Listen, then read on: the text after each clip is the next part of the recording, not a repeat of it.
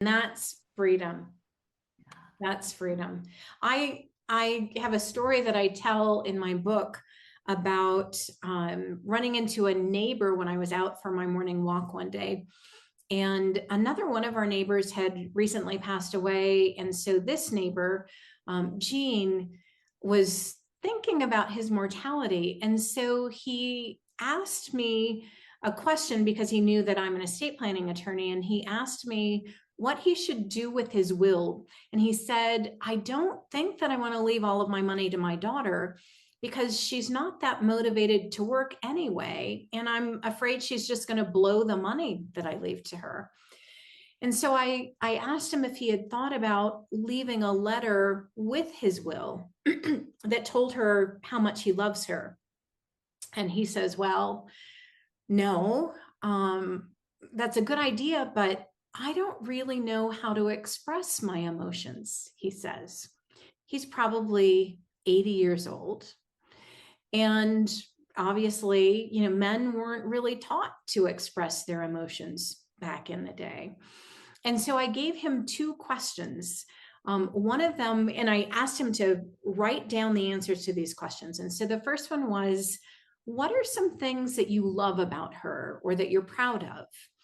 And the other question was, what are some hopes and dreams that you have for her future?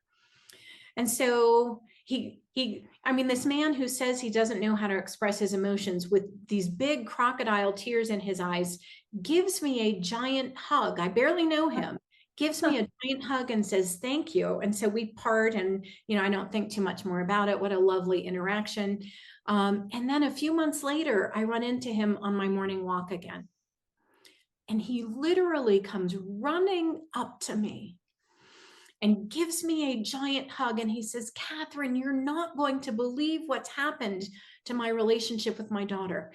Everything has changed. He hasn't even finished, and maybe, he hasn't finished or even done very much with the writing invitation that I gave to him. But he stopped to think about his relationship with his daughter. And as soon as he stopped to think about it, he showed up differently. But I just, within the last couple of months, wrote letters, long, meaningful letters to each of my daughters that went through everything from, the regrets that I had about my parenting years as a single mom. I apologized to them for things that I wish I would have done differently. I reaffirmed all the beauty that I see in them, or some of the beauty, like hard to capture all of that in one letter. And I shared my hopes and dreams for them. And they both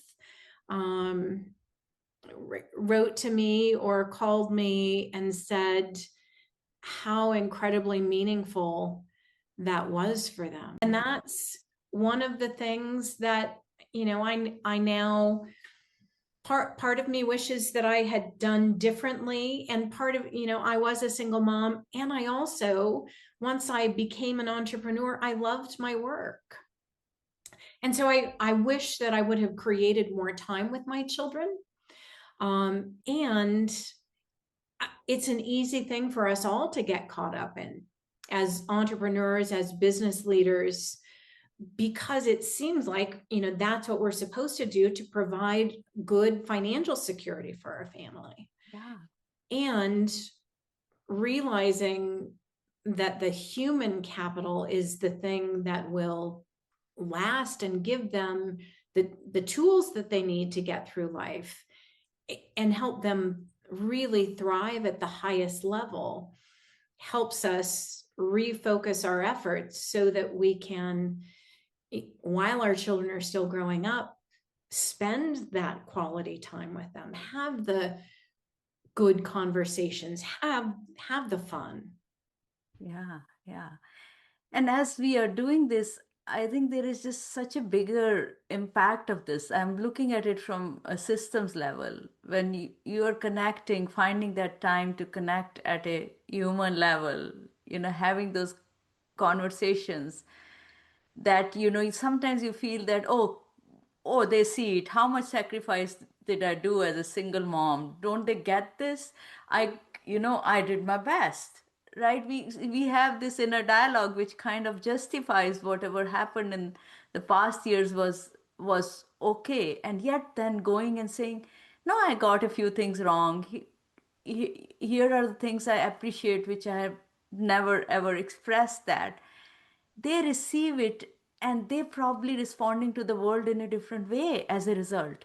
They're connecting to their children in a different way, their extended family in a different way, and now they have just see the expansion that happens as a result Mm. of this. And it's taken me getting over myself and my own ego to be able to hear that and to be able to genuinely honor that and love that and admit that, yes, both things can be true. I worked really, really hard and I did a lot of things, right, especially right in the way that I knew to do, 30 years ago.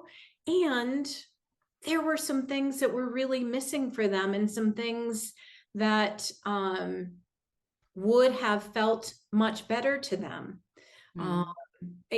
in a lasting and important way that I didn't do because I either didn't know or I personally wasn't in the right place. I was still, a young mom in my early 20s, and um, because I was busy. But all of those things can be true. We can do a great job, and our children can still be missing something that they wish they had. And that admission, I think you hit it on the head. Like, it's this freedom for all of us. It's a freedom for me. I don't have to pretend like I'm perfect anymore. And it's a freedom for them.